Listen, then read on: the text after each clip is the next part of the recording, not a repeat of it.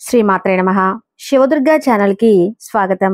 అందరికీ కూడా ఆ అమ్మవారి ఆశీస్సులు ఉండాలని మనస్ఫూర్తిగా ఆ తల్లిని వేడుకుంటూ, ఉగాదిలోపు ఈ కథ విన్నవారికి విష్ణుమూర్తి యొక్క అనుగ్రహాన్ని పొందుతారు. ఎన్ని పూజలు చేసినా వ్రతాలు చేసినా ఫలితం లేదు అనుకునేవారు శ్రీ దుర్గాదేవి జ్యోతిష్యం చెప్పబడును. గురూజీ అంజరాజు గారు ప్రేమ, పెళ్లి, ఉద్యోగం, రాజకీయం, విదేశీ ప్రయాణం, ధనం నిలకడ లేకపోవడం, భార్యాభర్తల మధ్య గొడవలు, ఆస్తి తగాదాలు, అప్పుల బాధలు, స్త్రీ పురుషులు ఎటువంటి సమస్యలైనా సరే ఒక్క రోజులోనే పరిష్కారం చెప్పబడును.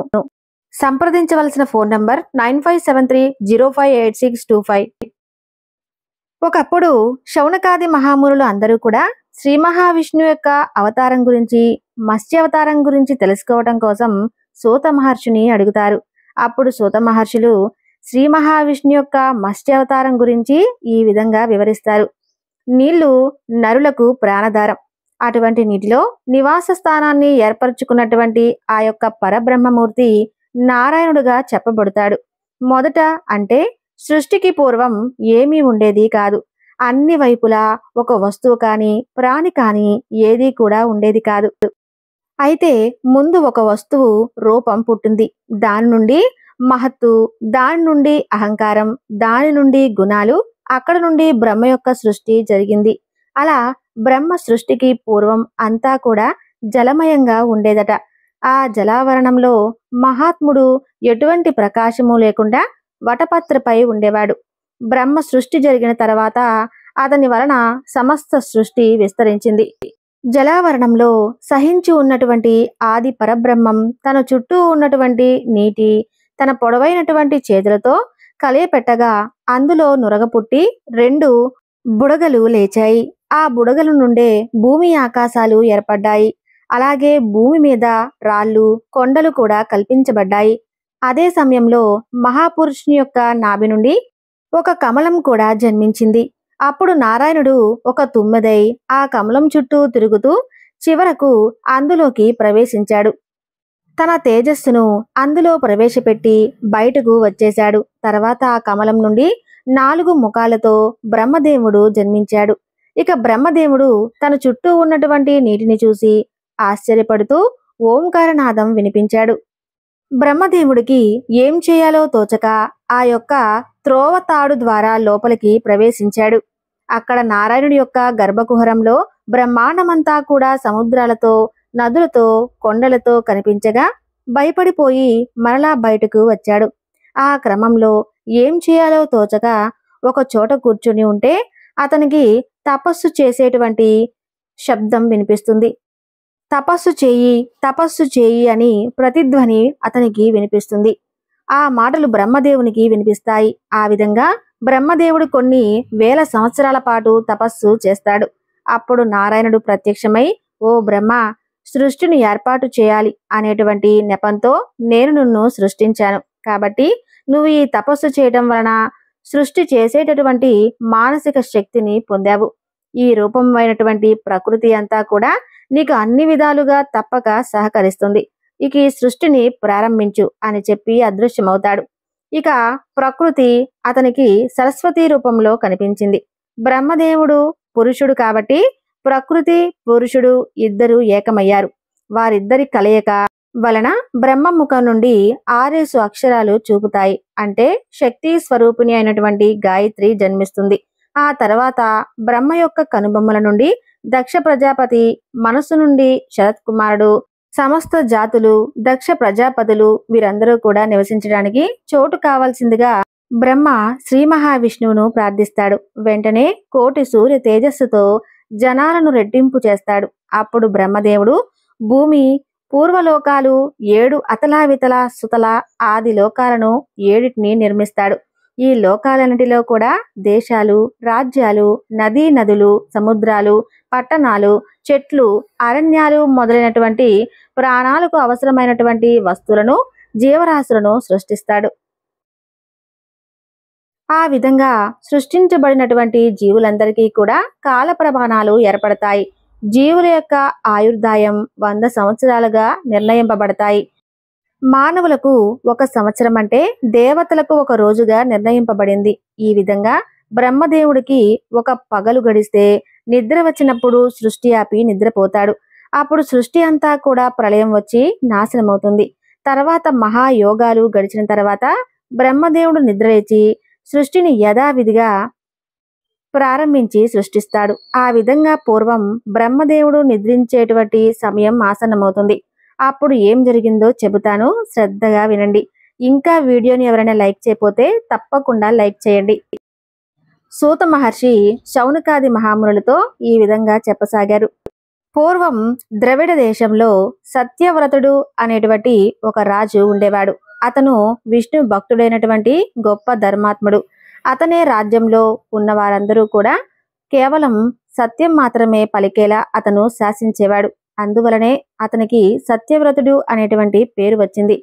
ఈ సత్యవ్రతుడు ప్రతిరోజు కూడా నదికి వెళ్లి స్నాన సంధ్యాది ఇష్టాలను పూగించుకొని వచ్చేవాడు. అలా ప్రతిరోజు కూడా జరుగుతూ ఉండగా ఒకనాడు స్నానం చేసి సూర్యుడికి ఆజ్ఞం ఇస్తుండగా అతని చేతిలోకి ఒక చేప పడింది. దానిని అతను నీటిలోకి వదిలేస్తాడు. మరలా అతను నీటిని చేతిలో తీసుకున్నప్పుడు ఆ చేప మరలా కనిపిస్తుంది. మహారాజుతో ఇలా అంటుంది, మహారాజా, ఇక్కడ ఉన్నటువంటి పెద్ద చేపలు నన్ను తినడానికి ప్రయత్నిస్తున్నాయి, కాబట్టి దయచేసి నన్ను కాపాడండి అని వేడుకుంటుంది. ఆ చేప దాంతో ఆ రాజు ఆ చేపను తన పాత్రలోకి తీసుకుని వెళ్తాడు. అలా ఆ చేపను తీసుకుని అదే రోజు ఒక పాత్రలో పట్టనంత పెద్దదిగా మారిపోతుంది. మరుసటి రోజు ఆ చేపను ఒక గంగాళంలో పెద్ద దాంట్లో వేస్తాడు. అయినా గాని మళ్ళీ అది చేప పట్టనంత పెద్దదిగా చేప పెరిగిపోతూ ఉంటుంది. తర్వాత రోజు అది కూడా ఆ గంగాళం సరిపోకపోవడంతో ఏం చేయాలో అర్థం కాక చేపని పెద్ద చెరువులో వేస్తాడు. మరుసటి రోజు చూస్తే ఆ చెరువు కూడా పట్టలేదు. రాజు ఇక చేసేది లేక దానిని అతి కష్టం మీద సముద్రంలోకి విడిచిపెడతాడు. అప్పుడు చేప రాజుతో ఇలా అంటుంది, ఓ సత్యవ్రత, నేను శ్రీ మహావిష్ణువును. నేను మత్స్యావతారం ఎత్తి నీ దగ్గరకు చేరుకున్నాను. నన్ను ఎంతో భక్తి శ్రద్ధలతో బాగా కాపాడావు. నీకు ఇంకో 15 రోజుల్లో ప్రళయం రాబోతుంది, ముందే చెబుతున్నాను. దాంతో ఈ లోకమంతా కూడా మహాసముద్రపు నీటితో నిండిపోయి జీవులన్నీ కూడా చనిపోతాయి.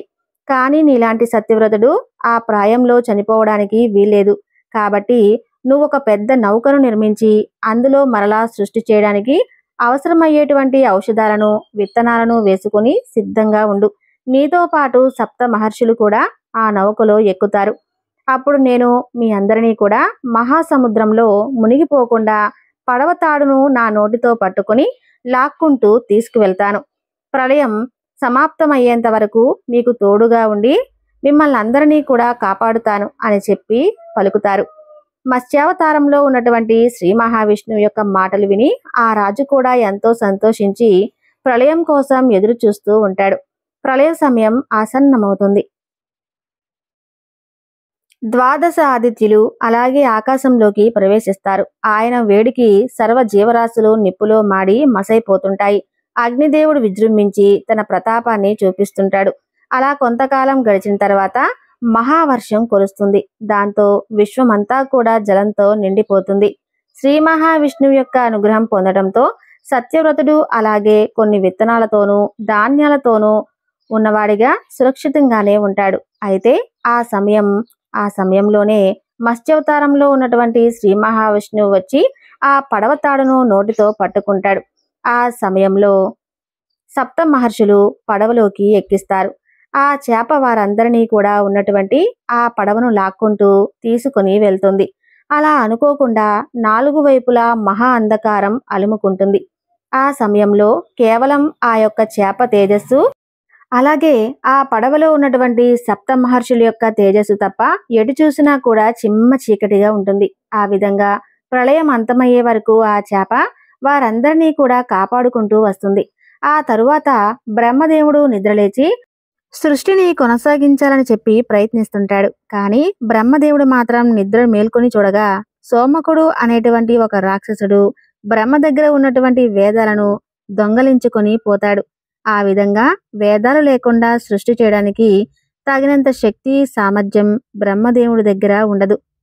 ఇక బ్రహ్మదేవుడికి చేసేది ఏమీ లేక శ్రీ మహావిష్ణువును మనసులోనే ధ్యానిస్తాడు. ఇక శ్రీమన్నారాయణుడు బ్రహ్మ ముందు ప్రత్యక్షమయ్యాడు. బ్రహ్మదేవుడు ఇలా శ్రీ మహావిష్ణువుతో అంటాడు, స్వామి, నీకు తెలియదంటూ ఏదీ ఉండదు. దేవాదిదేవా, నీ వలనే ఈ లోకాలన్నీ కూడా పుట్టి పెరిగి చివరకు నీలోనే కలుస్తున్నాయి. నేను నిద్రపోయే సమయంలో సోమకుడు అనేటువంటి ఒక రాక్షసుడు నా వద్ద ఉన్నటువంటి వేదాలను అపహరించి మహాసముద్ర గర్భంలో దాచాడు. ఆ వేదాలు నా దగ్గర లేకపోవడం వలన సృష్టి చేయడంలో నాకు శక్తి పోయింది. నన్ను కరుణించి ఆ వేదాలను సంపాదించి నన్ను అనుగ్రహించండి అంటూ ప్రార్థిస్తాడు. అప్పుడు శ్రీహరి ప్రేమతో ఇలా అంటాడు, బ్రహ్మదేవా, విచారించవద్దు. నేను ఈ మత్స్యావతారంలోనే వెళ్ళి ఆ సముద్రంలో రాక్షసుడు ఎక్కడ ఉన్నా సరే ఆ సోమకుడిని తప్పకుండా వెతికి పట్టుకుని అతన్ని సంహరించి వేదాలను నీకు తప్పకుండా అప్పగిస్తాను అంటూ సముద్రంలోకి వెళ్ళిపోతాడు శ్రీమన్నారాయణుడు. ఇక సముద్రంలో సోమకాసురుడు దొంగలిచ్చినటువంటి ఆ వేదాలను ఆహార పదార్థాలను భావించి వాటిని మింగేస్తాడు. కానీ అతనికి మాత్రం ఆకలి తీరలేదు. ఆహారం కోసం సముద్రంలో వెతుకుతుండగా ఆ సమయంలో చేప రూపంలో ఉన్నటువంటి శ్రీహరిని చూసి తనను మింగాలి అని చెప్పి ప్రయత్నిస్తుంటాడు ఆ రాక్షసుడు. ఆ విధంగా శ్రీహరి సోమకుడి మధ్య ఇద్దరి మధ్య కూడా భీకరమైనటువంటి యుద్ధం జరుగుతుంది. సోమకాసుడు అనేటువంటి రాక్షసుడు మహాబలశాలి కాబట్టే వారిద్దరి మధ్య కొన్ని సంవత్సరాల పాటు యుద్ధం జరుగుతుంది. ఈ యుద్ధంలో చేప రూపంలో ఉన్నటువంటి శ్రీ మహావిష్ణువు కోరలతో ఆ రాక్షసుని యొక్క పొట్టను చీల్చి సంహరించి అతని కడుపులో ఉన్నటువంటి ఆ వేదలను ఒక దక్షిణావర్త శంఖం తీసుకుని అందులో పెట్టి బ్రహ్మ వద్దకు చేరుకుంటాడు శ్రీహరి.